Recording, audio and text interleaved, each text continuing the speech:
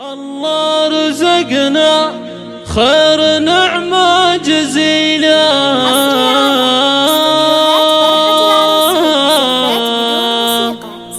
واقبل ولدنا فيه طلة جميلة سيف الغلا بالزين ما في مثيله يا مرحبا يا مرحبا بالقلوب والشرايين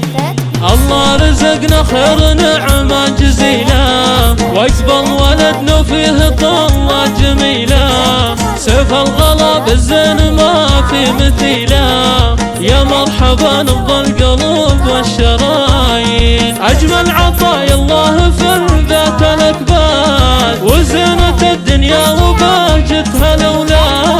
وزينة الدنيا وبهجتها الأولاد واحنا بطلة سيف نور العمر زاد الحمد لله معطنا قرة العين مبروك له راعي المكان القديرة مبروك يا شيخ الرجال الميامين مبروك يا شيخ الرجال الميامين ساس الفخر والسابقين المعالي في صفحة التاريخ للمجد باني من حقها تفخر بجيد سندها